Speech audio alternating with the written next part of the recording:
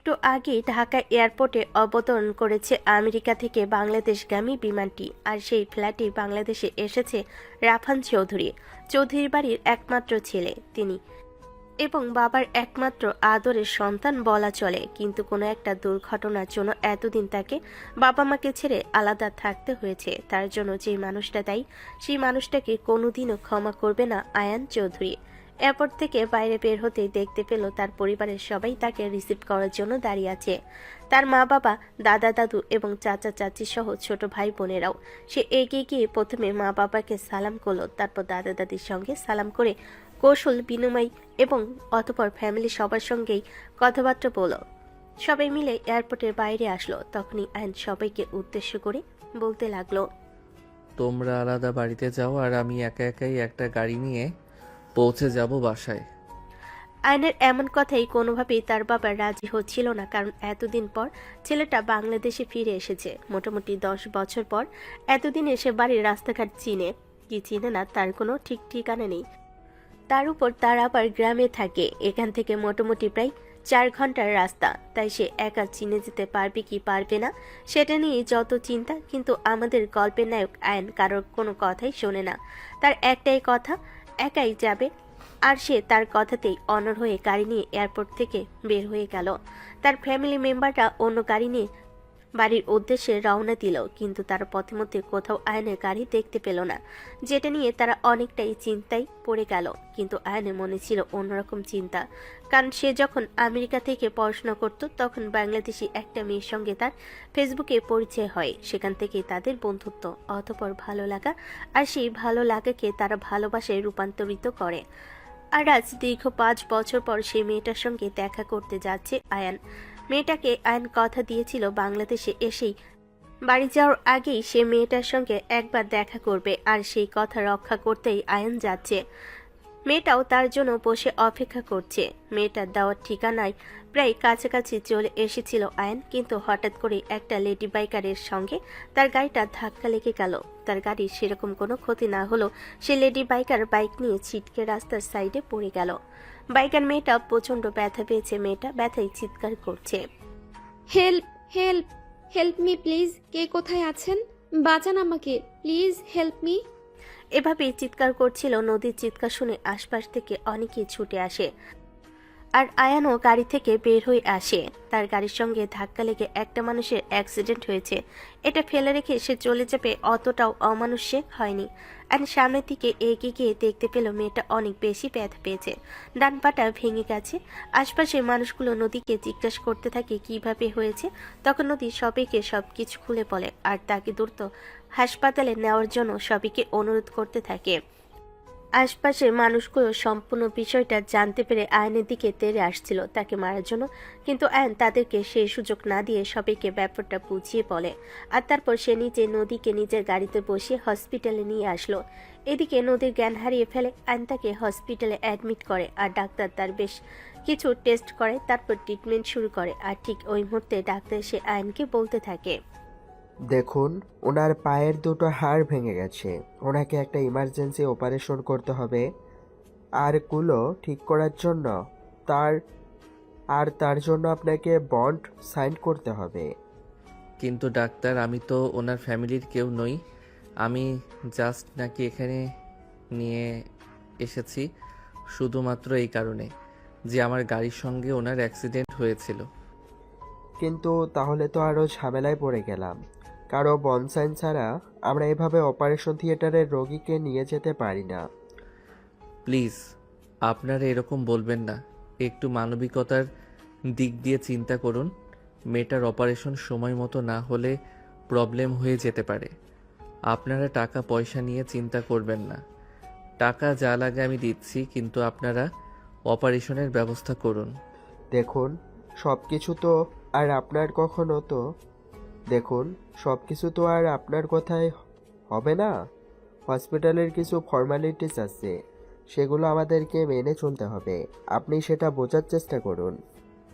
আরে, আপনার কাছে আপনি হসপিটালে ফর্মালিটিস আগে নাকি একজন মানুষের প্রাণ আগে? আচ্ছা ঠিক আছে, কোথায় সাইন করতে হবে বলুন, আমি সাইন করে দিচ্ছি। কিন্তু আপনি ওনার চিকিৎসা শুরু করুন। এই বলে আয়ন বন্ড পেপারে সাইন করে দিল আর তার অ্যাকাউন্ট থেকে অপারেশনের সমস্ত খরচ হসপিটালের অ্যাকাউন্টে ট্রান্সফার করে দিল।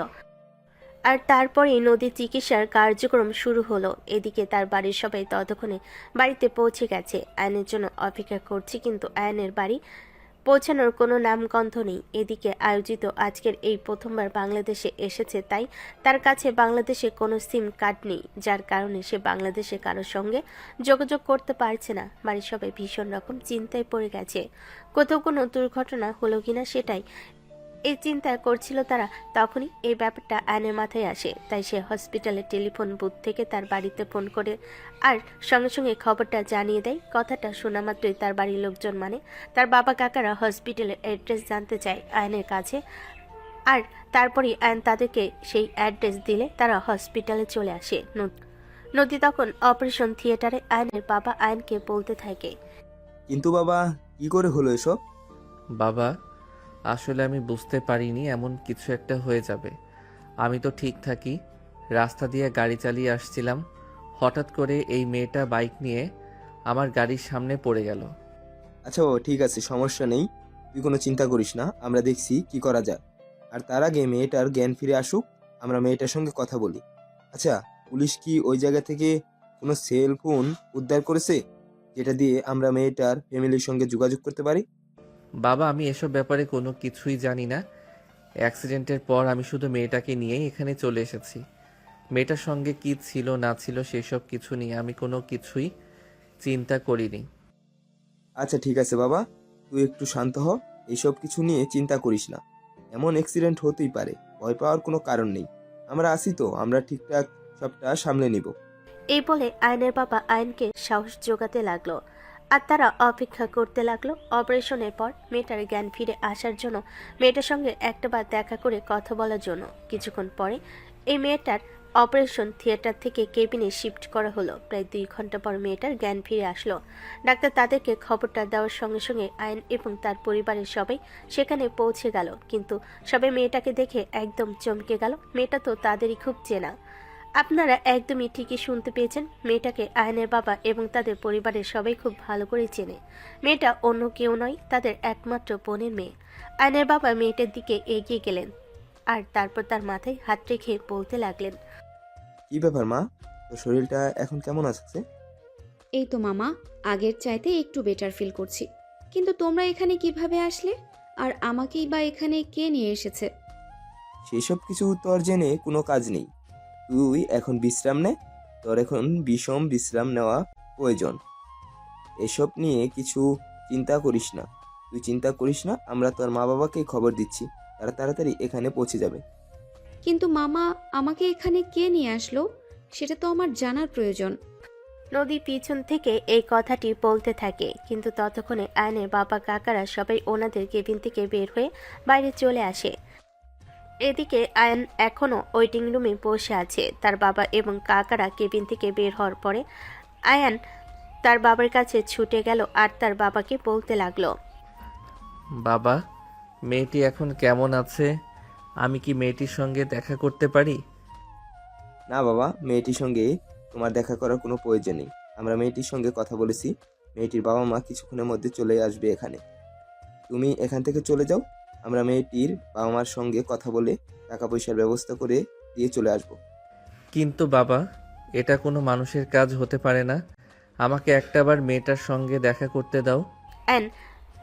আয়নের বাবা ছেলের কোনো কথাই শুনল না। তিনি ছেলেকে হসপিটাল থেকে বের করে দিলেন এবং আয়নকে তিনি বাড়িতে চলে যেতে বললেন। এদিকে এতদিন পর বাংলাদেশ ফিরে এসেছে আয়ন, এখন বাবার কথার অবাধ্য হতে চায় না। সে তাই বাবার কথা অনুযায়ী হসপিটাল থেকে বের হয়ে এসে বাড়ির উদ্দেশ্যে রওনা দিল। কিছুক্ষণের মধ্যেই সেখানে এসে পৌঁছালো নদীর মা বাবা। নদীর মা বাবা হসপিটালে এসে সোজা নিজের মেয়ের সঙ্গে দেখা করতে চলে গেলেন। তারা নদীর সঙ্গে কিছুক্ষণ কথা বলেন আর তারপরে ওয়েটিং রুমে এসে দেখেন আয়নের বাবা এবং কাকারা সেখানে বসে আছে। নদীর আম্মু আয়নের বাবার দিকে এগিয়ে গেলেন আর তারপর বলতে লাগলেন, ভাইজান, এসব কি করে হয়েছে? আর আপনারা এখানে কি করছেন? আয়নের বাবা সবকিছু খুলে বলল। সবকিছু শুনে নদীর আম্মু রেগে আগুন হয়ে গেল আর বলতে লাগলেন, ভাইজান, আমি বলেছিলাম না আপনার এই ছেলে আমার মেয়েকে যতদিন পর্যন্ত পৃথিবী থেকে নিঃশেষ করে না দিবে ততদিন পর্যন্ত থাকবে না। কিন্তু আপনারা তো আমার কথাই শুনছেন না। এখন তো বুঝতে পেরেছেন আপনার ছেলেটা কত বা অশুভ আর অলক্ষী। তখন সেই কথাটিতে বাধা দেন আয়নের ছোট চাচা। তিনি বলতে থাকেন, দেখো বোন, তোমার সন্তান যখন তোর কাছে ভীষণ প্রিয়, তেমনি ভাইজানের সন্তানও তার কাছে ভীষণ প্রিয়। এতটা বছর ছেলেটা এত দূরে রয়েছে আর এতদিন পর বাংলাদেশে ফিরে এসছে। এখন আর প্লিজ এগুলো নিয়ে ঝামেলা করিস না। আমি ভাই তোদের সঙ্গে কিছু নিয়ে কোনো ঝামেলা করতে চাই না। এত বছরেও তোর ছেলেটা নিজেকে শুধরাতে পারেনি, এখনও তোর ছেলে আমার মেয়েকে শেষ করে দিতে চায়। কিন্তু কেন বলতো? প্লিজ বোন, তুই ভাইজানকে আর আয়ানকে এভাবে ভুল বুঝিস না। এটা জাস্ট কোইন্সিডেন্ট। দেখ, তোদের সঙ্গে কোনো কথা বলার ইচ্ছে আমার নেই। প্লিজ তোরা এখন এখান থেকে চলে যা। আমার মেয়ের জন্য আমি একাই যথেষ্ট, সব সামলে নিতে পারবো। এই বলে নদীর আম্মু কান্না করতে করতে সেখান থেকে চলে যান। আয়নের বাবা কিছু বলতে চাইলেও আর বলতে পারলেন না। এদিকে আয়নের চাচারা তখন আয়নের বাবাকে নিয়ে হসপিটাল থেকে বের হয়ে আসেন। আয়ন বাড়িতে আসতেই বাড়িতে উৎসবের জোয়ার পড়ে গেল। সবাই আয়নকে নিয়ে অনেক আনন্দ করতে লাগলো, কিন্তু আয়ন কোনোভাবেই নিজেকে এই আনন্দে সামিল করতে পারছিল না। তার মনে শুধু একটাই চিন্তা করছিল, ওই মেয়েটা এখন কেমন আছে। ওই মেয়েটার সঙ্গে একবার অন্তত দেখা করা উচিত ছিল। তার চাইতে ভীষণ রকমভাবে তাকে এটা ভাবার চেয়ে যে তার বাবা কেন ওই মেয়েটার সঙ্গে তাকে দেখা করতে দিল না। ঠিক তখনই তার পিচ্চি চাচাতো বোন রিয়া এসে তাকে বলতে লাগলো, কি ব্যাপার ভাইয়া, তোমার মুখটা এমন গম্ভীর কেন? এত বছর পর বাড়িতে ফিরে এসেছো আর এখন তুমি এইভাবে গম্ভীর হয়ে ঘরে বসে আছো? না, সেরকম কোনো ব্যাপার নয়। আসলে আমি একটা বিষয় নিয়ে চিন্তা করছি, তাই আর কি। কি হয়েছে বলো না, আমি শুনছি তো। না রে আমার পিচ্চি বোনটা, তুই এসব শুনে কোনো লাভ নেই। চল তোদের সঙ্গে আড্ডা দেওয়া যাক। এই বলে আয়ন রিয়ার সঙ্গে বাড়ির পেছনে পুকুর পাড়ে চলে আসলো। সেখানে সবাই মিলে অনেক সময় আড্ডা দিল, কিন্তু তারপরও আয়নের মন শুধু ওই মেয়েটার কাছে পড়ে আছে। কে এই মেয়েটা, কি এই মেয়েটার পরিচয়, সেটা তাকে জানতেই হবে। এই চিন্তা মনে নিয়ে পরের দিন সকালবেলা কাউকে কিছু না জানিয়ে বাইক নিয়ে বের হয়ে যায় হসপিটালের উদ্দেশ্যে। আয়ন হসপিটালে এসেই রিসেপশনে চলে গেল, আর তারপর রিসেপশনে মেয়েটার কাছ থেকে জেনে নিল নদী কোন কেবিনে আছে। সেখান থেকে সোজা আয়ন মেয়েটার কেবিনে চলে গেল। মেয়েটা তখন ঘুমাচ্ছিল, তার পাশে অন্য কেউ ছিল না। সেই সুযোগে মেয়েটার পাশে গিয়ে একটা চেয়ার টেনে বসলো। মেয়েটার কি সুন্দর মায়াবী চেহারা আছে না, চোখের পলক ফেলতে ভুলে গেছে আয়ান। একদম অপলক দৃষ্টিতে মেয়েটার দিকে তাকিয়ে আছে। তখনই হঠাৎ করে নদীর ঘুম ভেঙে গেল। একটা ছেলেকে অবাক দৃষ্টিতে তার দিকে তাকিয়ে থাকতে দেখে নদী তখন আয়ানকে বলতে থাকে, এই যে হ্যালো, এক্সকিউজ মি, কে আপনি? আর এভাবে আপনি আমার দিকে তাকিয়ে আছেন কেন? না মানে আসলে আপনাকে দেখছিলাম, এই আর কি। মানে আপনি কি বলছেন? আর আপনি এখানে আসলেন কিভাবে? আমার আব্বু আম্মু কোথায়? ও সরি, আপনার আব্বু আম্মু মনে হয় বাইরে আছে।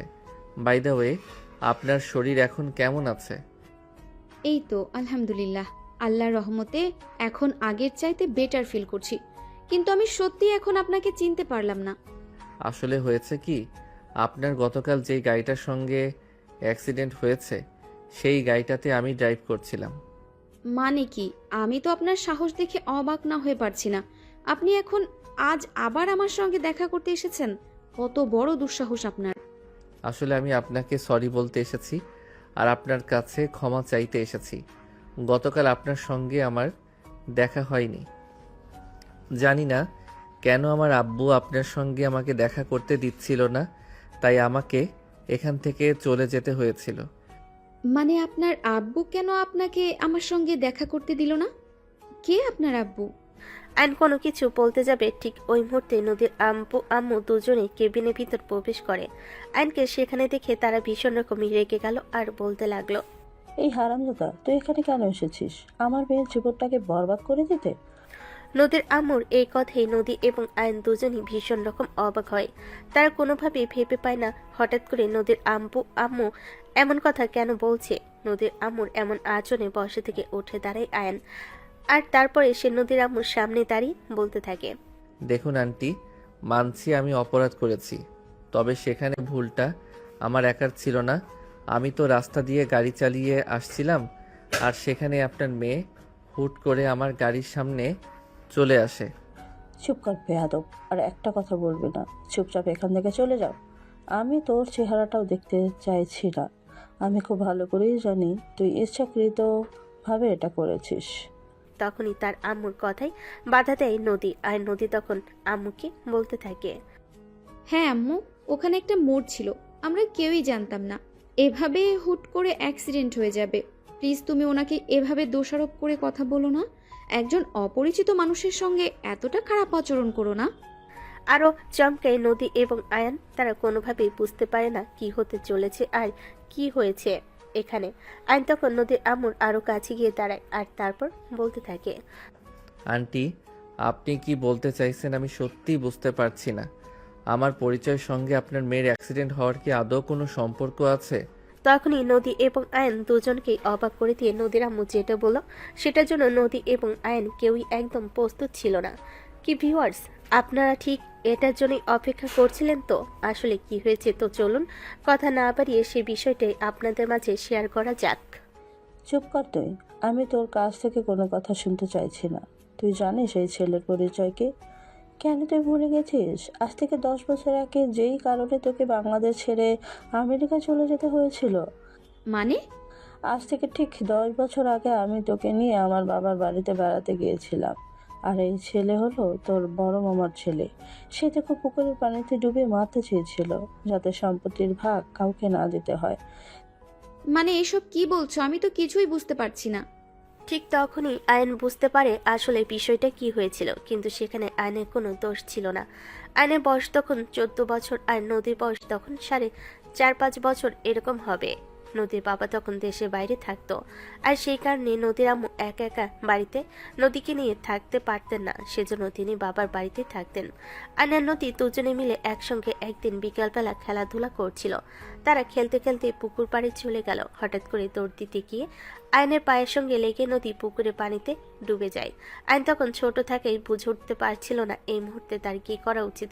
সে হাতে একটা লাঠি নিয়ে নদীকে বারবার বলছিল লাঠি তার ধরার জন্য। সে তাকে টেনে উপরে তুলে আনবে, কিন্তু কোনোভাবেই বুঝতে পারছিল না এটা সম্ভব ছিল না, কারণ নদী পানিতে পড়ে গিয়ে নড়াচড়া করতে করতে আরো গভীরের দিকে চলে যাচ্ছিল, আর আয়নের হাতে ছিল একটা ছোট্ট লাঠি মাত্র। সে পানি খেতে খেতে একদম ডুবে যাচ্ছিল। ঠিক ওই মুহূর্তে সেখান দিয়ে যাচ্ছিল আয়নের বাবা। তিনি সেটা দেখতে পেয়ে তাড়াতাড়ি পুকুরের পানিতে চলে যান আর নদীকে তুলে দেন। তখন নদীর অবস্থা অনেকটাই খারাপ হয়ে গেছিল, বেঁচে থাকবে কিনা সেটাই সন্দেহ ছিল। তারপরও আল্লাহর রহমতে নদী বেঁচে যায়। তবে সেদিন থেকে শুরু হয় তাদের প্রতিহিংসা। হ্যাঁ ভিউয়ার্স, আপনারা একদম ঠিকই শুনতে পেরেছেন। নদীর আম্মু তখন আয়নকে অনেক রকম দোষারোপ করতে থাকে। তুই ইচ্ছে করে আমার মেয়ের সঙ্গে এরকমটা করেছিস। ইচ্ছে করে আমার মেয়েকে বাড়িতে ধাক্কা দিয়ে ফেলে দিয়েছিস, যাতে আমার মেয়েটা মরে যায়। না, ফুপু কি একদমই সেরকম নয়। আমরা দুজনে খেলতেছিলাম ওখানে। চুপ কর প্রিয়া, তবে একদম মিথ্যা কথা বলবি না। হয়েছিস তো মায়ের মতোই। এই বাড়িতে থাকি বলে তোর মায়েরও আমাকে সহ্য হয় না, আর তুইও আমার মেয়েটাকে সহ্য করতে পারিস না। কথাটা শুনেই রেগে যান আয়নের আম্মু, আর তিনি একমাত্র ননদের সঙ্গে তর্কাতর্কি শুরু করে দেন। আয়নের বাবাও বুঝতে পারেন এটা একটা জাস্ট অ্যাক্সিডেন্ট ছিল, কিন্তু নিজের বোনকে কোনোভাবেই এটা বোঝাতে পারছেন না। নদীর আম্মু প্রচণ্ড রকম রেগে গেছেন, তিনি চেঁচামেচি শুরু করে দিয়েছেন। আর তখনই সেখানে চলে আসে আয়নের দাদু। তিনিও ব্যাপারটা নদীর আম্মুকে বুঝিয়ে বলার চেষ্টা করেন, কিন্তু নদীর আম্মু কোনোভাবেই বিষয়টা বোঝার চেষ্টা করে না। তার একটাই কথা, আয়ন ইচ্ছাকৃতভাবেই এমনটা করেছে। দেখুন ভাইজান, আপনি একদম আমাকে বেশি বোঝানোর চেষ্টা করবেন না। আপনার বউ আমাকে এবং আমার মেয়েকে একদম সহ্য করতে পারে না, সেই জন্যই আপনার বউ আপনার ছেলেকে এটা শিখিয়ে দিয়েছে। ফুপু, তুমি আম্মুকে এভাবে দোষারোপ করতে পারো না। এখানে আম্মুর কোনো দোষ নেই। বললাম তো আমি ইচ্ছাকৃত এমনটা করিনি। তখনই নদীর আম্মু ঠাস করে আয়নের গালে একটা চড় বসিয়ে দেন আর বলতে থাকেন, তোর আর তোর মায়ের জন্য আমার বুঝি এই বাড়িতে আসাই বন্ধ হয়ে দিতে হবে। আমি বুঝতে পেরেছি তোরা আমার এই বাড়িতে আসাটা একদম মেনে নিতে পারিস না। ঠিক আছে, তোরা এই বাড়িতে থাক, আমি আর এই বাড়িতে কখনোই আসবো না। হ্যাঁ, এটা ঠিক আছে যে নদীর আম্মুর সঙ্গে আয়নের আম্মুর কখনোই সেরকম ভালো সম্পর্ক ছিল না, যেরকমটা ননদ ভাবির মধ্যে থাকা উচিত। তারা দুজন একদম সাবভেজির সম্পর্কে বিদ্যমান ছিল। আর নদীর আম্মুর এমন শক্ত গলার প্রতিবাদে সবাই এটাই মেনে নেয় যে হয়তোবা আয়নের আম্মু ইচ্ছে করে আয়নকে দিয়ে এই কাজটা করিয়েছে। তখন আয়নের আব্বু নদীর আম্মুকে বলতে থাকে, ঠিক আছে বোন, তুই কোনো চিন্তা করিস না। যদি তোর এরকমটাই মনে হয় তাহলে আমার ছেলে এই কাজটা করেছে, তাহলে আজকের পর থেকে আমার ছেলে আর এই বাড়িতে থাকবে না। আরে বাবা, এইসব তোরা কি শুরু করেছিস? আমি তো এখনো বেঁচে আছি, তাই নয় কি? এই বাড়িতে কে থাকবে আর কে থাকবে না সেটা সিদ্ধান্ত নেওয়ার বয়স এখনো আমার রয়েছে। তাই প্লিজ, আমি তাদেরকে অনুরোধ করে বলছি, একটু শান্ত হ। না মা, আমি আর শান্ত হয়ে থাকতে পারছি না। আজ তোমাকে সিদ্ধান্ত নিতেই হবে। হয়তো তোমার ছেলের বউ তোমার নাতিকে নিয়ে এই বাড়িতে থাকবে, নয়তো বা আমার মেয়েকে নিয়ে এই বাড়ি থাকবো। এমন কথাই আয়নের আম্মু ভীষণ রেগে যায়। গ্রামের ননদ ভাবির সম্পর্ক যেরকম হয়ে যায় আর কি, তিনিও তখন আয়নের বাবাকে স্পষ্ট করে জানিয়ে দেন তিনি নিজের ছেলেকে নিয়ে এই বাড়িতে আর এক মুহূর্ত থাকবেন না, নিজের বাবার বাড়িতে চলে যাবেন। তখন আয়নের বাবাও এই সিদ্ধান্তে উপনীত হন। আয়ন তার মাকে নিয়ে তার নানার বাড়িতে চলে যাবে। আর তারপর কিছুদিন পরেই তার বাবা আয়নের পাসপোর্ট ভিসার ব্যবস্থা করে আয়নকে দেশের বাইরে কোথাও পড়াশোনা করার জন্য পাঠিয়ে দেবে। আয়ন তখন সবেমাত্র ক্লাস 10-এ পড়তো। অতঃপর কিছুদিন আয়ন তার আম্মুকে নিয়ে তার নানা বাড়িতেই থাকলো। তার এসএসসি পরীক্ষা শেষ হওয়ার পরই তার বাবা ছেলে পাসপোর্টের বিশাল সমস্ত ব্যবস্থা করে তাকে দেশে বাইরে পড়াশোনা করতে পাঠিয়ে দেন। অতঃপর বাড়ির পরিবেশ স্বাভাবিক হয়ে আসে। আয়নের আম্মুকে আয়নের দাদু বাড়িতে নিয়ে আসেন তার আর নদীর আপু দেশে ফিরে আসে। নদীর আম্মু নিজের শ্বশুরবাড়িতেই চলে যান, কিন্তু এত বছরও নদীর আম্মু এই ব্যাপারটা ভুলতে পারবেন না, এটা কখনো কেউ ভাবেনি। তাই আয়ন নদীর আম্মুকে বলতে লাগলো, আচ্ছা ঠিক আছে, কোনো সমস্যা নেই। তোমাদের যদি এরকমটাই মনে হয়ে থাকে এই সব কিছুর জন্য আমি দায়ী, তাহলে এই সব কিছু ঠিক করে দেওয়ার দায়িত্ব আমি নিতে চাই। মানে এসব আপনি কি বলছেন? আপনার কি মাথা টাথা সব খারাপ হয়ে গেছে নাকি? এসব ছেলে মানুষই বন্ধ করুন আর চুপচাপ এখান থেকে চলে যান। না, আমার ভুলের মাসুল তো আমাকেই দিতে হবে।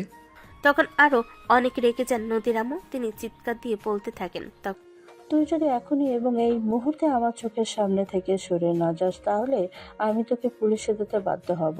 আশা করি এটা তোর জন্য সম্মানজনক হবে না।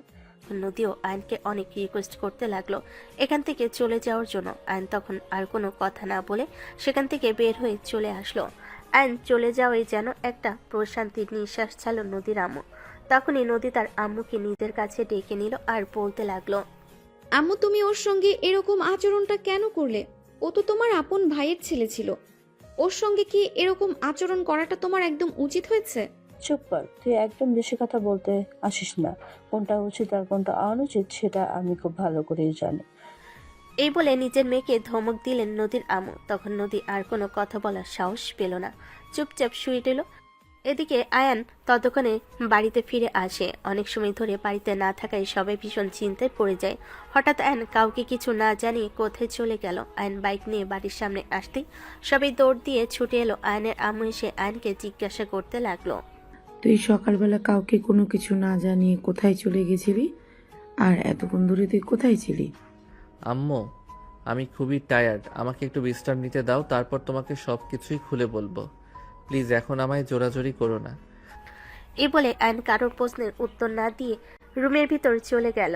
রুমের ভিতরে একা একা বসে বসে মনে মনে ভাবতে লাগলো, তবে কি সেদিন আদৌ তার কোনো দোষ ছিল? এটা তো জাস্ট একটা অ্যাক্সিডেন্ট ছিল, এটা তো যে কারোর সঙ্গে হতে পারে, কিন্তু এটা নিয়ে এত বাড়াবাড়ি করার কি আছে? এটা ভেবে কুলকিনারা পেল না আয়ান।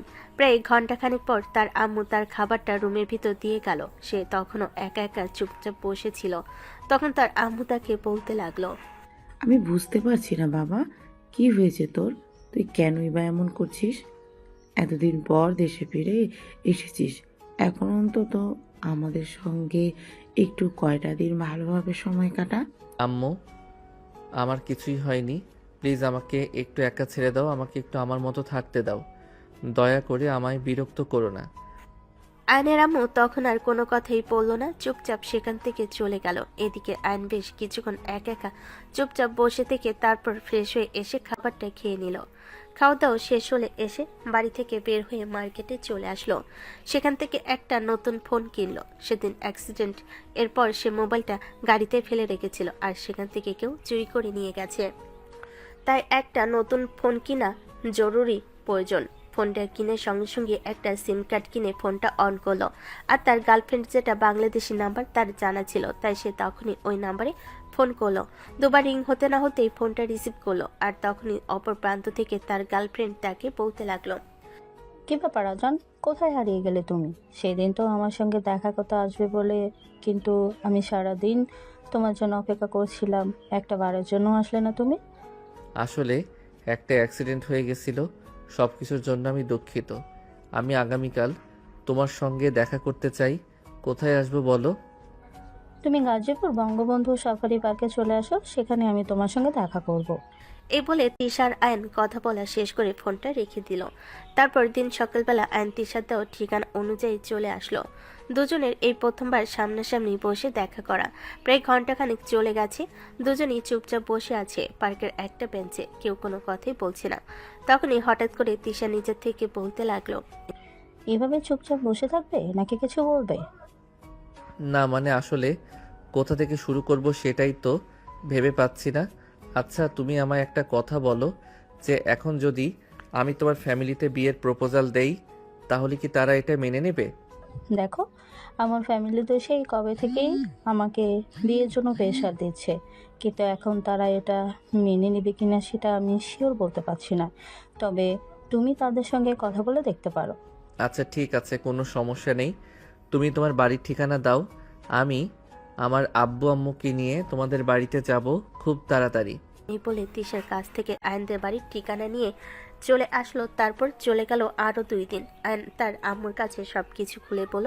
সবকিছু শুনে আয়নের আম্মু আয়নকে বলল, দেখ বাবা, সম্পর্ক করেছে সেটা ভালো কথা, কিন্তু এভাবে হুটহাট একটা মেয়ের সঙ্গে আমরা তোর বিয়ে দিতে পারি না। আমি একটা সম্পর্কে আগে ভালোভাবে খোঁজ খবর নিতে হবে। মেয়েটার সঙ্গে আমার দীর্ঘ 5 বছরের সম্পর্ক, এটাই কি যথেষ্ট নয় মেয়েটার সম্পর্কে জানার জন্য? কিন্তু বাবা, তারপরও আমরা জয়েন্ট ফ্যামিলিতে বসবাস করি, এখানে সবার মতামতের একটা ব্যাপার স্যাপার আছে।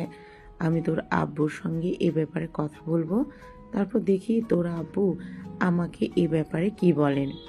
আয়ন তখন তার মায়ের কথায় সম্মতি জানিয়ে নিজের রুমে চলে আসে। আর তারপর সে তিশাকে ফোন করে ব্যাপারটা জানালো। কথাটা শুনে তিশার মাথায় কেমন যেন আকাশ ভেঙে পড়লো। সে তখন আয়নকে বলতে লাগলো, আচ্ছা, আমি একটা কথা কোনোভাবেই বুঝতে পারছি না। আমরা এতদিন ধরে একটা সম্পর্কে কন্টিনিউ করছি, সেখানে বিয়ে করার জন্য তোমাকে এত কিছু কেন চিন্তা করতে হবে? আমি তো সেটাই বুঝতে পারছি না। দেখো, আসলে আমার আম্মু বলছে আমরা তো জয়েন্ট ফ্যামিলিতে থাকি, তাই এখানে সবার পছন্দ আর মতামতের একটা ব্যাপার আছে। তবে তুমি কোনো চিন্তা করো না, তুমি তো সব দিক থেকে পারফেক্ট। আমার ফ্যামিলির সবার তোমাকে পছন্দ হবে। কিন্তু আমি এই সিদ্ধান্তে অমত পোষণ করেছি। আমি এটা কখনোই মেনে নেব না। তোমার যদি আমাকে বিয়ে করার হয় তাহলে তুমি এভাবেই আমাকে বিয়ে করো, নয়তো আমি বুঝে নেব তুমি কোনোদিন আমাকে ভালোবাসোনি। আরে এটা তুমি কেমন কথা বলছো? তোমাকে ভালোবাসিনি মানে তোমাকে যদি ভালো নাই বাসতাম এতদিন কি তোমার সঙ্গে আমি সম্পর্কে থাকতাম নাকি? তুমি যদি আমাকে ভালোবাসবে তাহলে এত কিছু চিন্তা করার কি আছে? আমি বুঝতে পেরেছি তোমার ফ্যামিলি চায় না তোমার ভালোবাসা পূর্ণতা পাক, তাই তারা এটা একটা অজুহাত দিচ্ছে।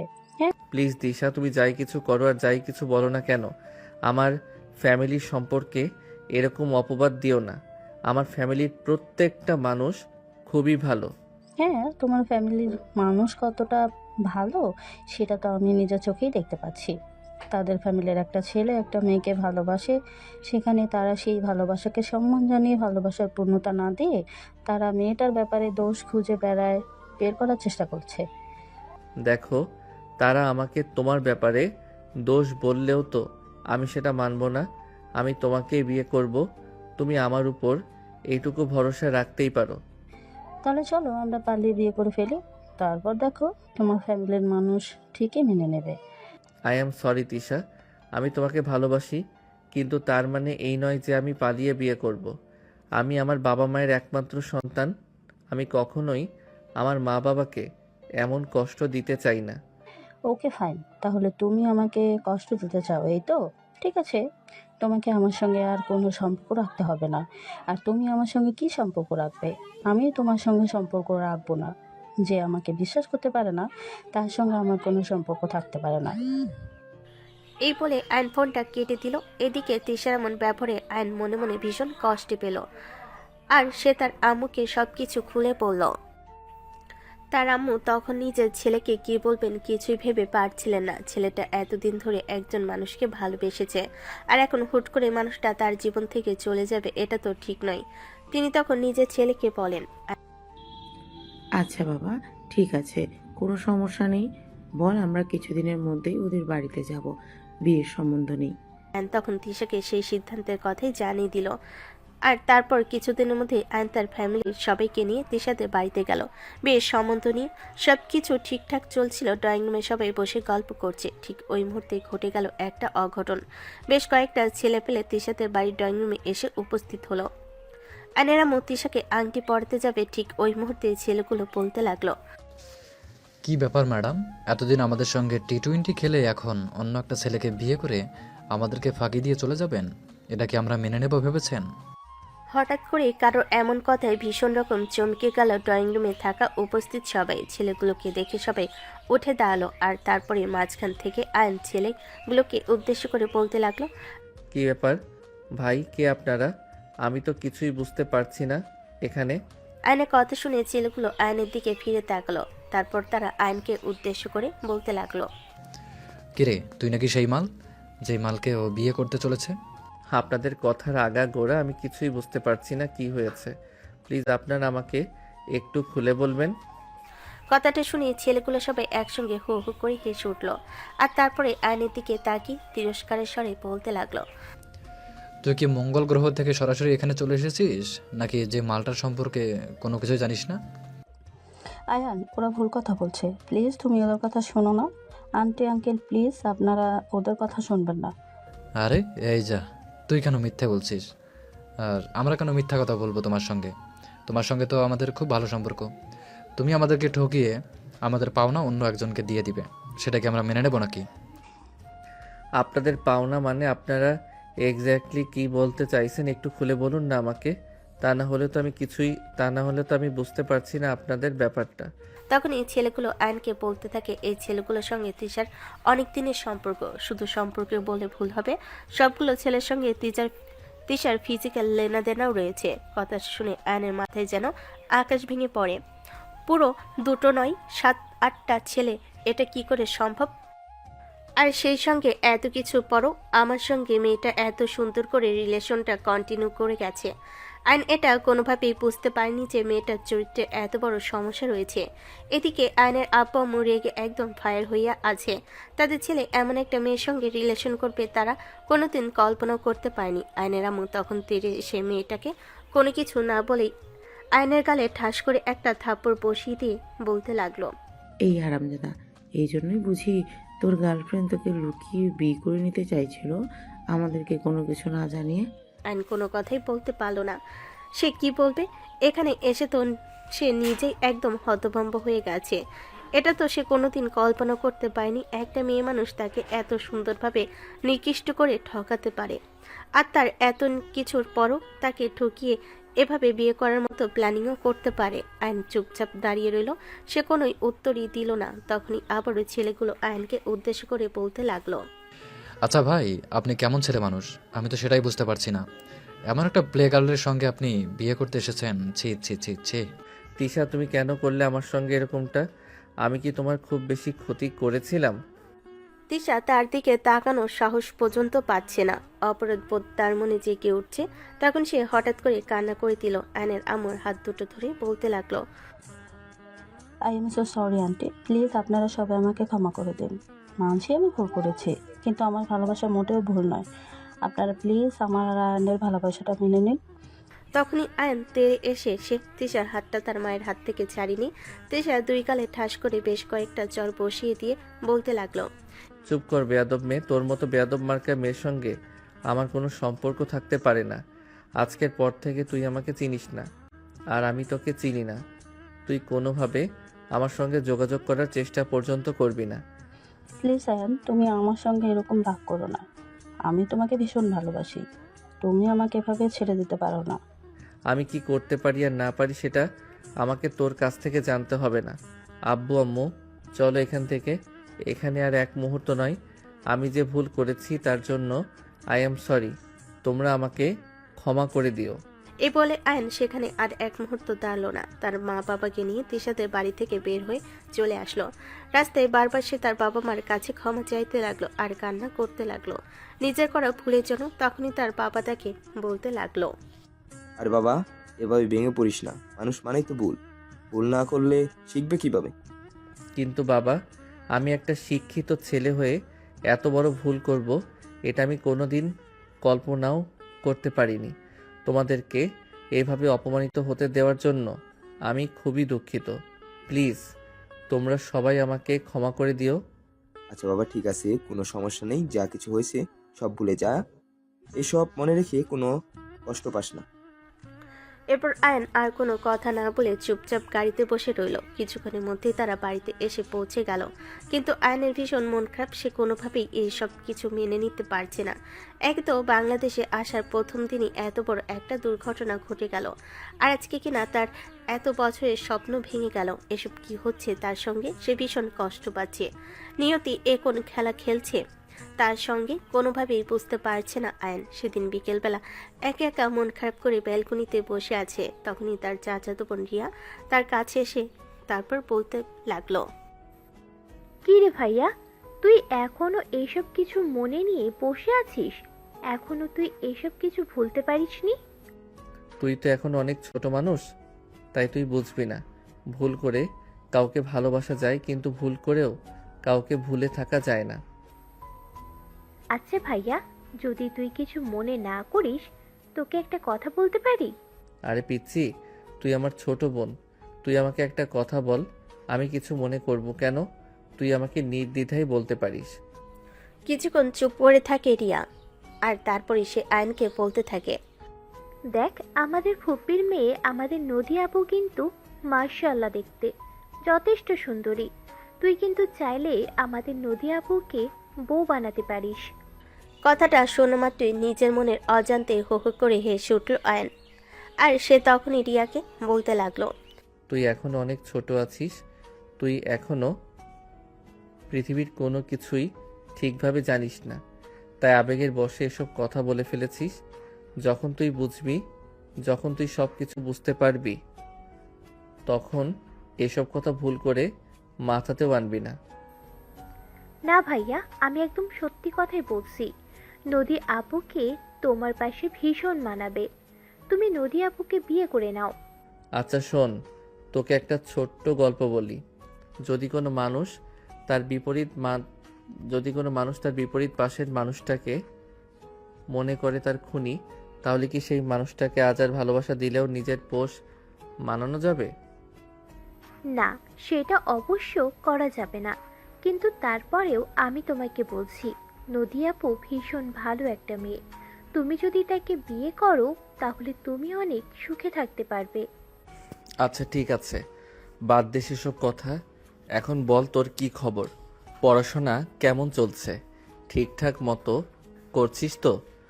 হ্যাঁ ভাইয়া, আলহামদুলিল্লাহ, আমার পড়াশোনার অবস্থা খুবই ভালো। আমি ক্লাস 8-এ বৃত্তি পরীক্ষায় গোল্ডেন A+ পেয়েছি, আর এবছর তো ক্লাস 9-এ পড়াশোনা করছি। ও আচ্ছা ঠিক আছে, তাহলে তো এটা খুবই ভালো খবর।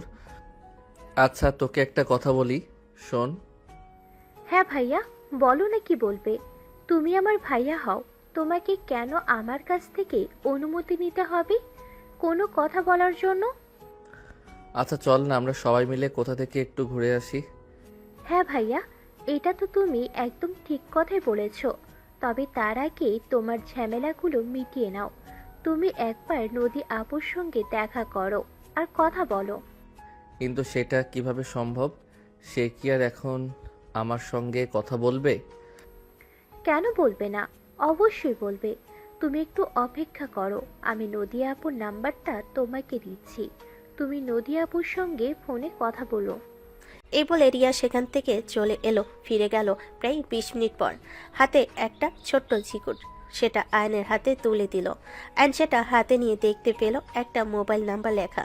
সে সঙ্গে সঙ্গে ওই নাম্বারটা নিজের ফোনে ডায়াল করলো। তারপর 2-3 বার কল হতেই কেউ একজন ফোনটা রিসিভ করলো। মিহিলি কণ্ঠ।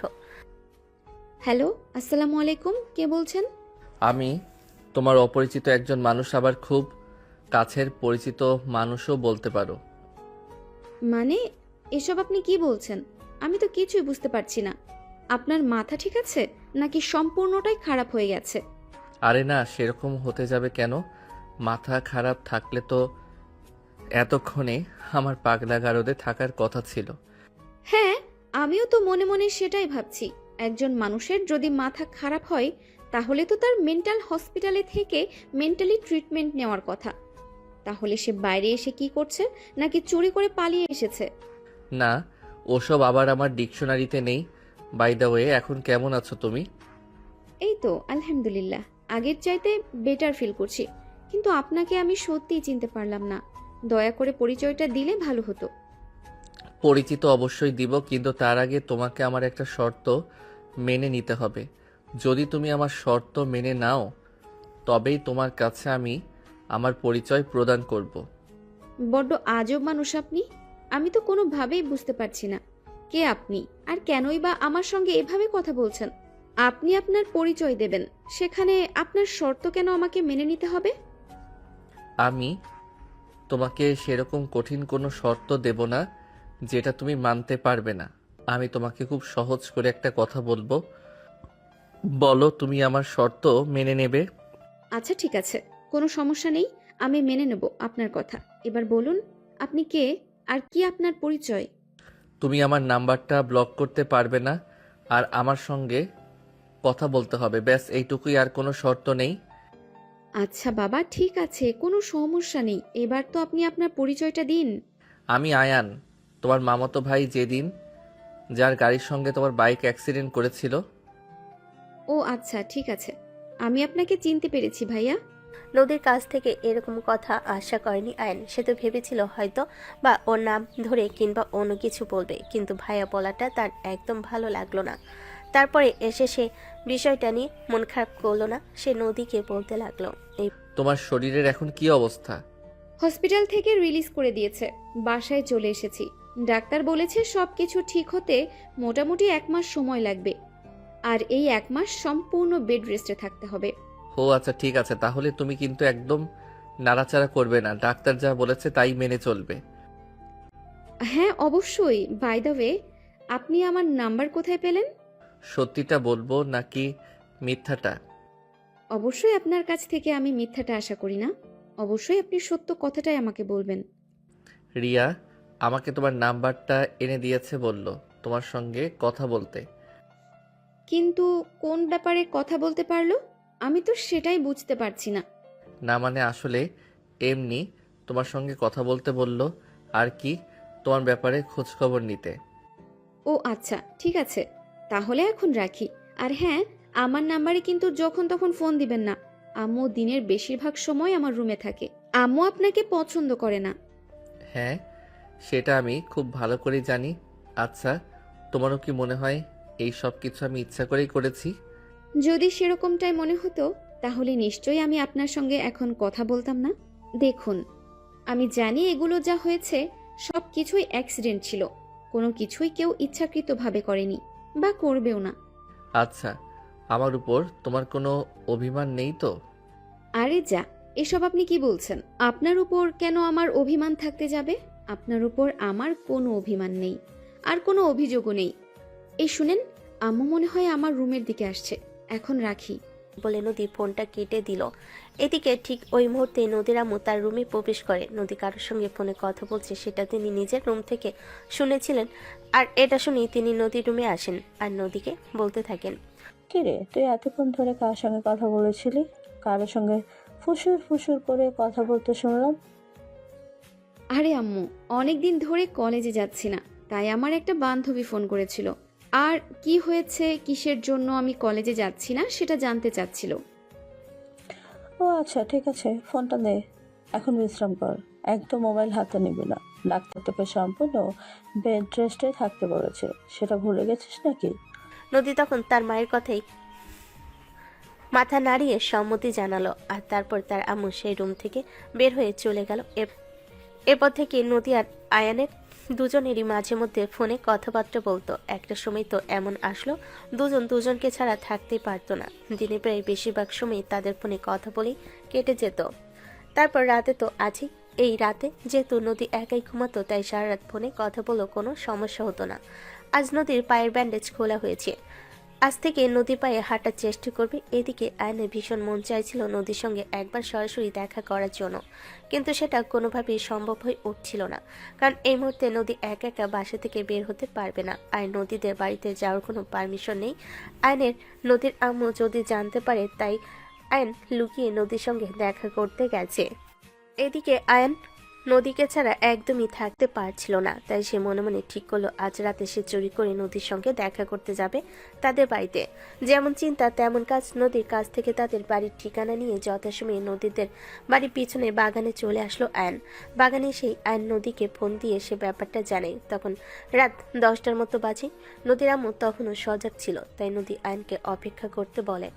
আয়ন নদীর কথা মতো বাগানে বসে অপেক্ষা করতে থাকে। বাড়ির সবাই ঘুমিয়ে যাওয়ার পর রাত 11:30 বাজে। সবাই যখন ঘুমিয়ে গেল, তখন আয়ন লুকিয়ে লুকিয়ে নদীর রুম পর্যন্ত চলে আসলো। আয়ন নদীর রুমের প্রবেশ করে মাত্র নদীর রুমের দরজা তাড়াহুড়ো করে লাগিয়ে দিল। আয়ন যেন হাত ছেড়ে বাঁচল। সে একটা প্রশান্তির নিঃশ্বাস ছেড়ে নদীর রুমে বিছানার উপর বসে পড়ল। নদী তাকে এক গ্লাস পানি খেতে দিল।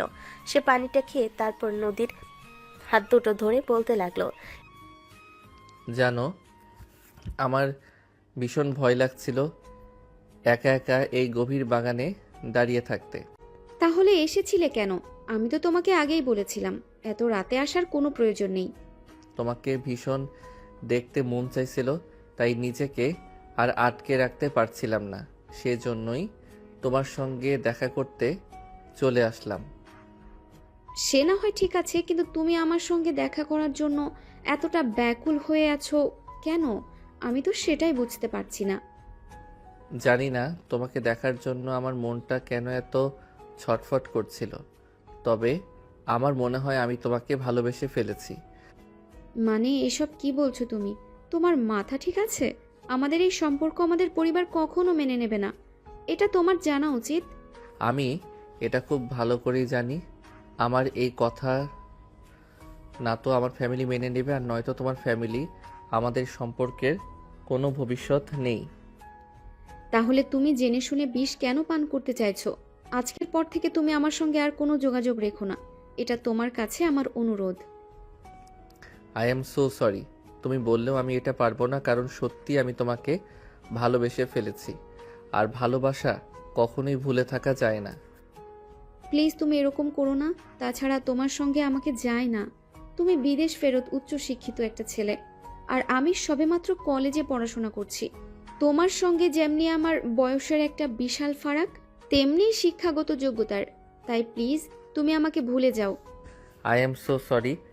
বয়স শুধুমাত্র একটা সংখ্যা, আর ভালোবাসা কখনো বয়স আর যোগ্যতা দেখে হয় না। ভালোবাসা শুধু একটা অনুভব করার জিনিস, সেটা যে কোনো সময় যে কারোর জন্য জন্মাতে পারে।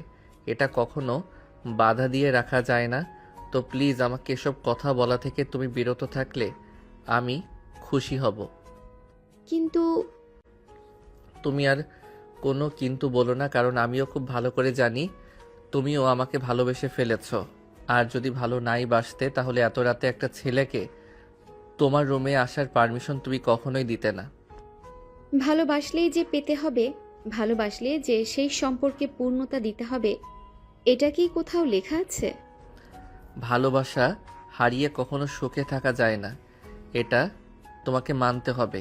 এভাবেই কথা হচ্ছিল নদী আর আয়নের মাঝখানে। হঠাৎ করে নদী রুমের দরজায় কেউ একজন নক করলো। নদী ভীষণ রকম আটকে উঠলো। সে তৎক্ষণই আয়নকে বলতে লাগলো, হায় আল্লাহ, আজকে বুঝি ধরা পড়ে গেলাম। আজকে আমার খবর আছে। আম্মু মনে হয় চলে এসেছে। এখন কি হবে?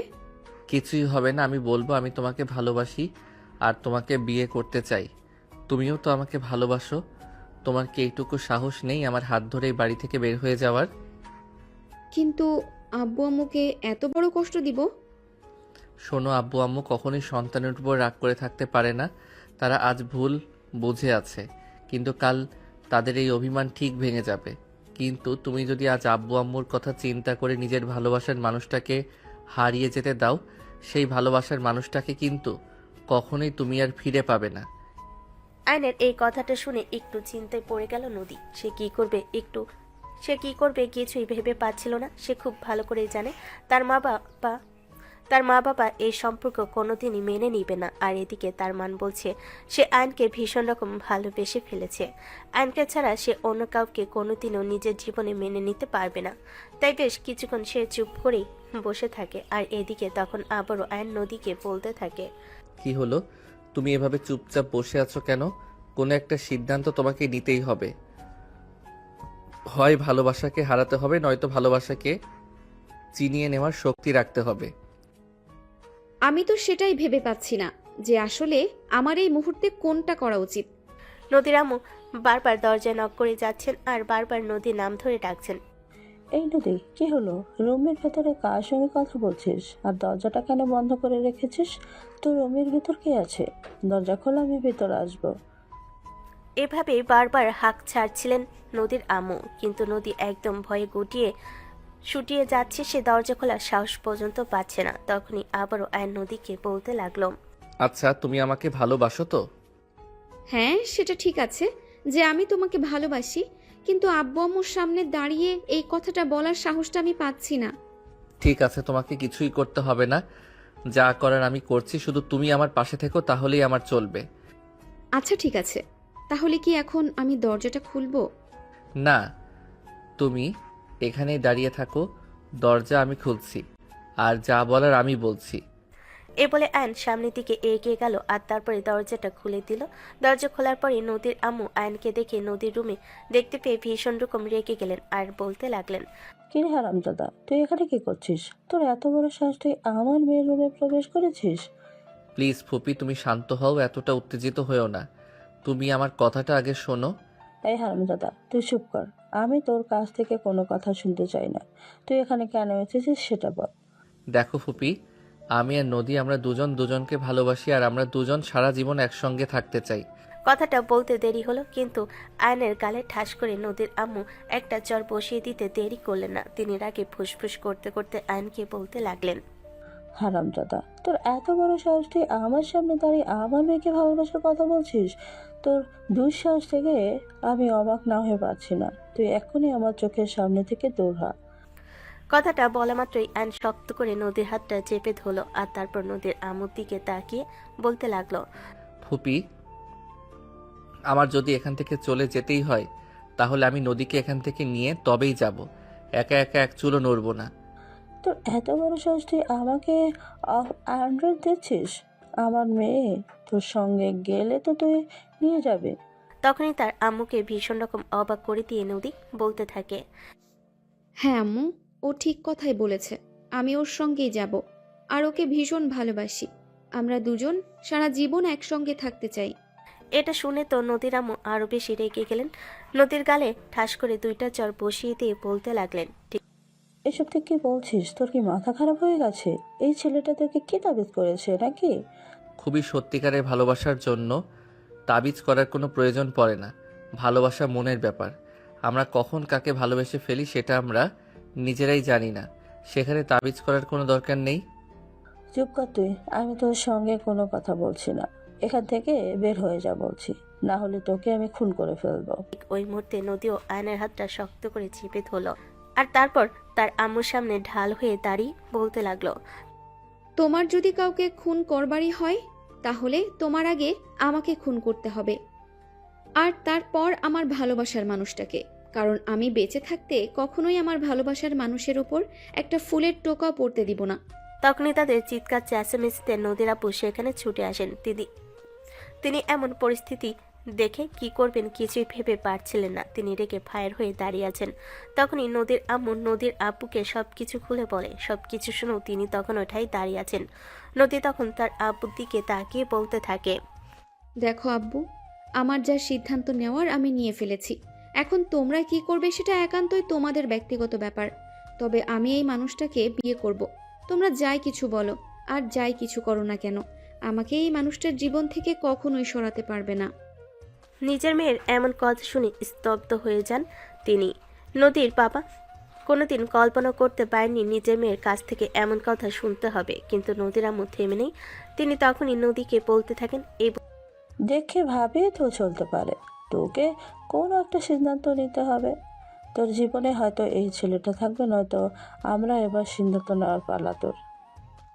দেখো না, তোমরা আমার জীবনের প্রথম ভালোবাসা, সেটা ঠিক আছে, কিন্তু একজন মেয়ের নারীত্ব ও পরিপূর্ণতা পাওয়ার জন্য অবশ্যই তার একজন ভালো জীবনসঙ্গী প্রয়োজন। আর আমার জীবনে এই মানুষটাই সবচাইতে বেস্ট আমি মনে করি। মানে এখন তোর কাছে আমরা কোনো কিছুই না? এই ছেলেটাই কোথা থেকে উড়ে এসে জুড়ে বসে তোর জীবনটা হয়ে গেল? এই কথাটা তুই আমাদের মুখের উপর বলতে পারলি? আম্মু, যেহেতু জীবনটা আমার, তাই জীবনের ভালো মন্দ দিকটা চিন্তা করার ব্যাপারটাও আমার উপরেই ছেড়ে দাও। তোমরা আমার উপর জোর করে কোনো কিছু চাপিয়ে দেওয়ার চেষ্টা করো না। আচ্ছা ঠিক আছে, কোনো সমস্যা নেই। এই ছেলে যদি তোর জীবনে সব কিছু হয়ে থাকে তাহলে আজ এবং এই মুহূর্তে এই ছেলেকে নিয়ে আমার বাড়ি থেকে বের হয়ে যাবি। জীবনেও কোনো দিন আমার বাড়ির মুখও হতে পারবি না। ওকে ফাইন, কোনো সমস্যা নেই, আমি এক্ষুনি এই বাড়ি থেকে বের হয়ে যাচ্ছি। এই তুমি চলো আমার সঙ্গে। বলে নদী আয়নের হাত ধরে টানতে টানতে বাড়ি থেকে বের হয়ে চলে আসলো। নদীর আব্বু একদম স্তব্ধ হয়ে দাঁড়িয়ে আছেন। এসব কিছু দেখছিলেন। তারা কোনোদিনও কল্পনা করতে পারেনি নদী এমন কিছু একটা করবে, যে মেয়েটাকে সেই ছোটবেলা থেকে এত কষ্ট করে লালন পালন করে মানুষ করেছেন, আর আজ সেই মেয়ে তাদের অবাধ্য হবে। এটা তাদের কল্পনার বাইরে ছিল। যে মানুষটাকে তারা নিজের মেয়ের শত্রু বলে মনে করেন, সেই মানুষটার সঙ্গে তাদের মেয়ের এরকম একটা সম্পর্ক হবে, তারা এটা কোনোদিনও কল্পনা করতে পারেনি। এইদিকে আয়ন আর নদী দুজনেই ওই বাড়ি থেকে বের হয়ে আয়নদের বাড়িতে চলে আসে। বাড়ির গেটের সামনে দুজনেই দাঁড়িয়ে আছে। কেউ কলিং বেল চাপ দেওয়ার সাহসটাও পাচ্ছে না। বেশ কিছুক্ষণ দাঁড়িয়ে থাকার পর নদী বলতে থাকে, কি হলো, এভাবে আর কতক্ষণ দাঁড়িয়ে থাকবো? বাড়িতে আব্বু চাচু সবাই রয়েছে, এরপর রিয়াকশন কি হবে আমি তো সেটাই ভেবে পাচ্ছি না। কি আর হবে, আমাদেরকে বাড়ি থেকে বের করে দেবে? ঠিক আছে, কোনো সমস্যা নেই, আমরা অনেক দূরে চলে যাব, যেখানে আমাদের দুজনের নতুন একটা দুনিয়া বানাবো। নদীর এমন কথাই কিছুক্ষণ চুপ করে থাকে আয়ন। তারপর সে নদীকে বলতে থাকে, আচ্ছা, যেটা তুমি বললে সেরকমটা যদি হয় তাহলে তুমি কি করবে? আমার সঙ্গে খোলা আকাশের নিচে থাকতে পারবে? শোনো, একটা মেয়ে মানুষ ভালোবাসার জন্য আত্মত্যাগ কতটা করতে পারে সেটা তুমি জানো না। তোমার সঙ্গে আমি খোলা আকাশের নিচেও থাকতে পারবো, আর দুদিন না খেয়েও থাকতে পারবো। আমাকে নিয়ে কোনো চিন্তা করো না, আমি যেটা বলি সেটা করতে পারি, এইটুকু কনফিডেন্স নিজের প্রতি আমার আছে। এই বলে নদী নিজেই কলিং বেলের চাপ দিলে। 2-3 বার কলিং বেল চাপ দেওয়ার পর আয়নের আম্মু সে দরজাটা খুলে দিল। তিনি ভীষণ রকম আতঙ্কে ছিলেন, এই মাঝরাতের বেলা তাদের বাড়িতে আবার কে আসলো। কিন্তু দরজা খুলতেই আয়ন আর নদীকে দেখে তিনি তো অবাকের চূড়ান্ত সীমানায় পৌঁছে যান। আর আয়নকে বলতে থাকেন, কি রে বাবা, এসব কি? আমি তো কিছুই বুঝতে পারছি না, সব কিছু আমার মাথার উপর দিয়ে যাচ্ছে। মামুনি, আমি আয়ান ভাইয়ের সঙ্গে চলে এসেছি। তোমরা কি আমাকে এই বাড়িতে আয়ান ভাইয়ের সঙ্গে থাকতে দেবে? মানে এসব কি বলছো? আমি তো কিছুই বুঝতে পারছি না। আসলে আম্মু, আমরা দুজন দুজনকে ভালোবাসি। এই বলে আয়ন একটু আগে ঘটে যাওয়া ঘটনা সমস্ত তার আম্মুর সঙ্গে খুলে পড়ল। সবকিছু শুনে তার আম্মু কি বলবে কিছুই ভেবে পাচ্ছেন না। তিনি আয়ন আর নদীকে সেখানে দাঁড় করিয়ে রেখেই বাড়ির সবাইকে ঘুম থেকে ডেকে তুলে ড্রয়িং রুমে নিয়ে আসলেন। সবাই চুপচাপ ড্রয়িং রুমে বসে আছে, এক বিশাল নীরবতা পালন করছে। এসবই চলল ঘণ্টাখানেক ধরে। শোক দিবস, সবার মুখ গম্ভীর, কারোর মুখে কোনো কথাবার্তা নেই। এদিকে আয়নের দাদু তখনই বলতে থাকেন, আচ্ছা, সবাই এভাবে গম্ভীর মুখে বসে থাকার কি আছে? আমি সেটাই বুঝতে পারলাম না। নদী কি এইবারের বউ হওয়ার জন্য অযোগ্য? মা, আপনি বিষয়টা বুঝতে পারতেছেন না যে এই কারণে আপনার মেয়ে দীর্ঘ 10 বছর ধরে এই বাড়িতে আসে না। সেই কারণটার হাতে তার মেয়েকে যদি আমরা তুলে দিই, তাহলে তাহলে ব্যাপারটা কেমন যেন হয়ে যায় না? দেখো, আমি তোমাদের মা, আমি এখনো বেঁচে আছি, তাই তোমাদের ব্যাপারে সিদ্ধান্ত নেওয়ার যথেষ্ট অধিকার আমার রয়েছে। কাট কাট কাট কাট। দেখো, আমি তোমাদের মা, আমরা এখনো বেঁচে আছি, তাই তোমাদের ব্যাপারে সিদ্ধান্ত নেওয়ার যথেষ্ট অধিকার আমাদের রয়েছে। আমি তোমাদেরকে আদেশ করছি, আয়ান আর নদীর বিয়ের ব্যবস্থা করবে আগামীকালের মধ্যে। কিন্তু মা, আপনার মেয়ে যদি সেটা মেনে নেয় তখন কি হবে? সেটা একবার ভেবে দেখেছেন? আমার আমার মেয়ের মেনে নেওয়া না নেওয়াতে কোনো কিছুই যায় আসে না, আর সেটা আমি বুঝে নেব সে মেনে নেবে কি নেবে না। তবে তোমাকে যেটা বলেছি তুমি সেটাই করো। তাছাড়া আমার দাদু ভাইয়ের অবস্থা অতটাও খারাপ নয় যে শ্বশুর বাড়িতে গিয়ে ঘরজামাই থাকতে হবে। শাশুড়ি মেনে না নিলে তার কিছুই যায় আসে। হ্যাঁ নানু, তুমি একদম ঠিক কথাই বলেছ। আমার আম্মুর মেনে নেওয়া না নেওয়াতে কোনো কিছুই যায় আসে না। তোমরা যদি আমাকে এই বাড়িতে জায়গা দাও, তাহলে আমি তোমাদের সঙ্গে আজীবন থেকে যাব। আর যদি তোমরাও আমাদেরকে বাড়ি থেকে বের করে দাও, তাহলে আমি নদীর হাত ধরে অনেক দূরে কোথাও চলে যাব, যেখানে থাকলে তোমাদের মান ইজ্জতে কোনো সমস্যা হবে না। সেখানে আমরা দুজন আমাদের জন্য নতুন একটা দুনিয়া বানাবো। কথাটা শুনেই 2 ফোঁটা চোখের জল ফেলে দিল আয়নের দাদু। তিনি এরকমটা কখনো আশা করেনি। তিনি কান্না করে দিয়ে বলতে থাকেন, কেন রে, আমি কি মরে গেছি নাকি? তোদেরকে এই বাড়ি থেকে কে বের করে দেবে? আমি যতদিন বেঁচে আছি এই বাড়ি ততদিন আমার নামে রয়েছে। আরে না না, তুমি কান্না করছো কেন? আমি তো সেভাবে কথাটা বলিনি।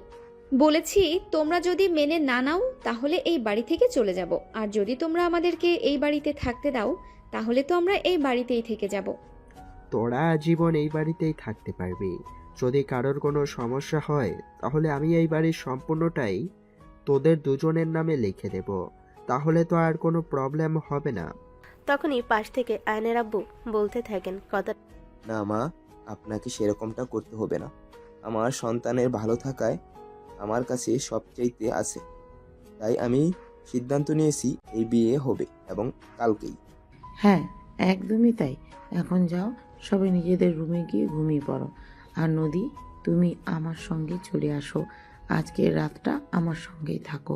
এটা শুনে পাশ থেকে রিয়া বলতে থাকে, আরে না বড় আম্মু, এইসব তুমি কি বলছো? নদী আপু তোমার সঙ্গে কেন ঘুমাবে?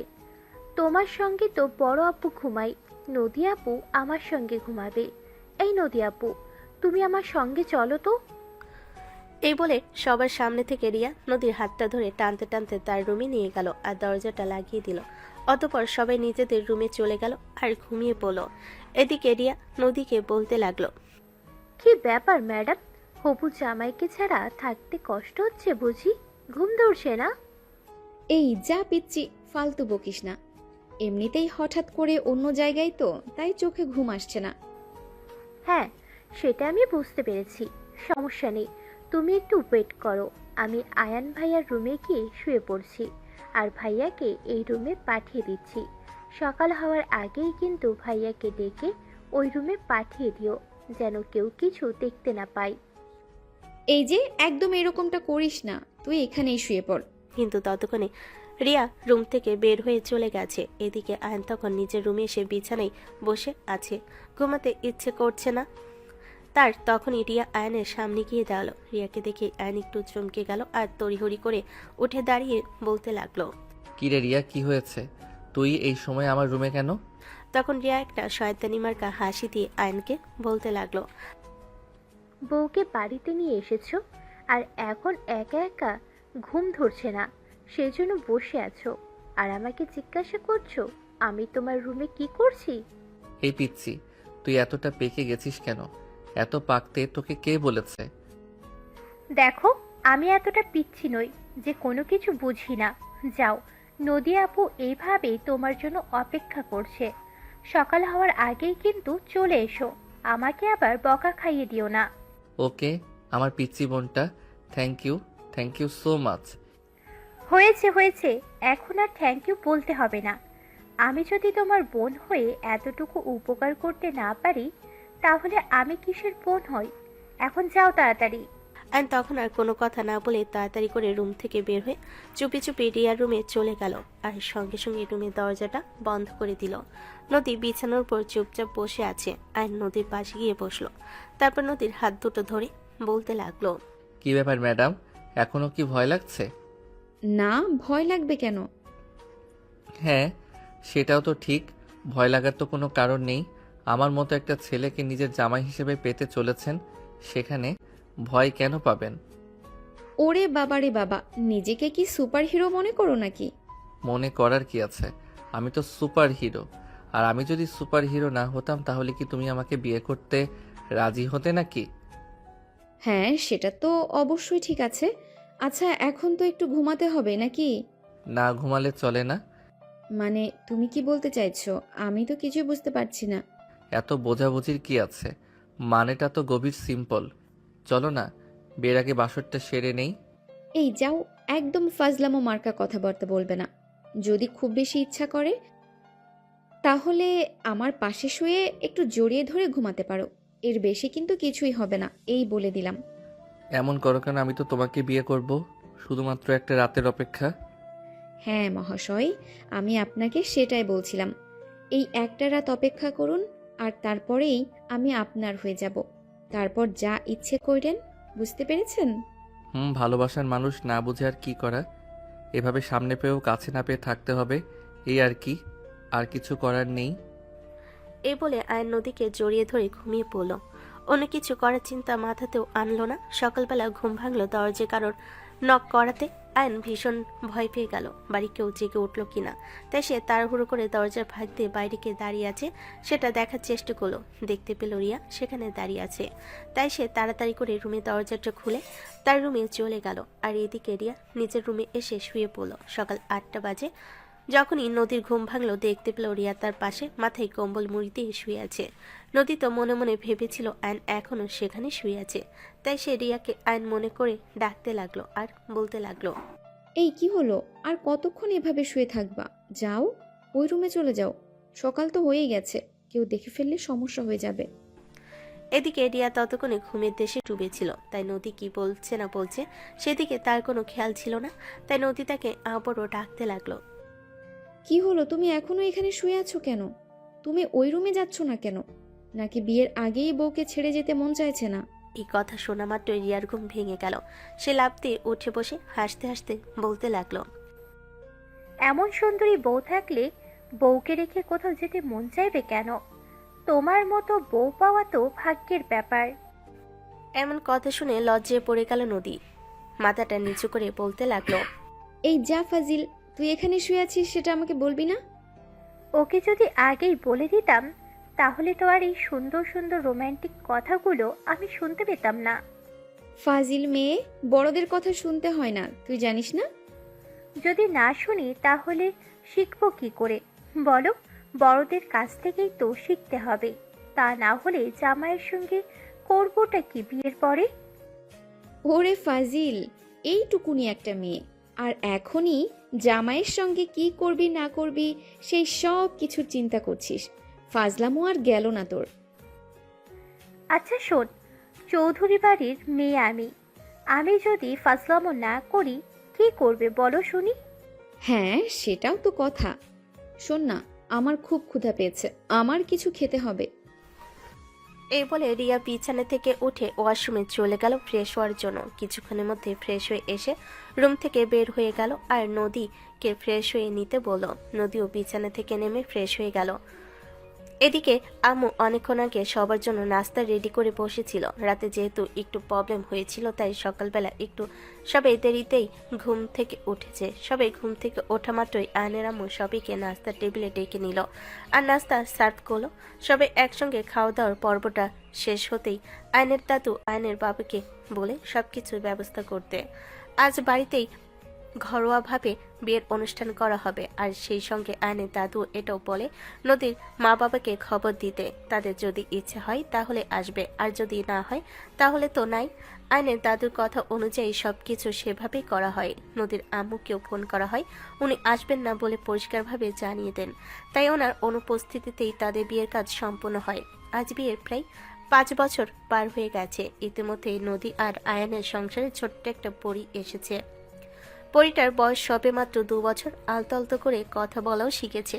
সেদিন বিকেলবেলা নদী রান্না করে কাজ করছিল আর আয়ন সবে মাত্র অফিস থেকে এসেছে। দরজার সামনে দাঁড়িয়ে কলিং বেল টিপ দিতে তার ছোট্ট মেয়ে বৃষ্টি দৌড়ে গিয়ে তার আম্মুকে বলতে থাকে, আম্মু আম্মু, পাপা এসেছে, তুমি দরজাটা খুলে দাও। ওরে বাবা রে বাবা, বাবার জন্য বলি এত দরদ, বাসায় এসে কলিং বেল চাপ দিতে না দিতেই আমাকে হুকুম করা হচ্ছে। আম্মু, পাপা অফিস থেকে তোলে এসেছে, তুমি তাড়াতাড়ি দরজাটা তুলে দাও। আচ্ছা বাবা, ঠিক আছে, আমি যাচ্ছি। এই বলে নদী এগিয়ে গিয়ে দরজাটা খুলে দিল। আর তখনই আয়ন বাড়ির ভিতর প্রবেশ করলো। আয়ন প্রতিদিনই অফিস থেকে এসে নদীকে জড়িয়ে ধরে তার কপালে চুমু খাবে। আজকেও সেটাই করেছিল, কিন্তু তখনই সেটা দেখে ফেলে বৃষ্টি। আর এটা দেখে বলতে থাকে, তি মজা, পাপা আম্মুকে পাপি দিয়েছে। মেয়ের এমন কথাই লজ্জায় পড়ে গেল আয়ন আর নদী দুজনেই। আয়ন তাড়াতাড়ি করে নদীকে ছেড়ে দিয়ে বৃষ্টিকে কোলে তুলে নিল আর তার কপালে আলতো করে একটা চুমু এঁকে দিল। আর এভাবেই সুখে শান্তিতে চলছিল তাদের দুষ্টু মিষ্টি ছোট্ট সংসার। সুপ্রিয় ভিউয়ার্স, আমাদের আজকের গল্পটা এ পর্যন্তই ছিল। গল্পটা আপনাদের কাছে কেমন লেগেছে ছোট্ট একটা কমেন্টে জানাবেন। ভালো লাগলে লাইক, কমেন্ট এবং শেয়ার করে পাশে থাকবেন। নিত্য নতুন ভালোবাসার গল্প পেতে আমাদের চ্যানেলটিকে সাবস্ক্রাইব করবেন। এতক্ষণ সাথে থাকার জন্য ধন্যবাদ। সবাই ভালো থাকবেন, সুস্থ থাকবেন। আবারও দেখা হবে নতুন কোনো ভালোবাসার গল্পে। সে পর্যন্ত সবাই অপেক্ষায় থাকুন। আল্লাহ হাফেজ।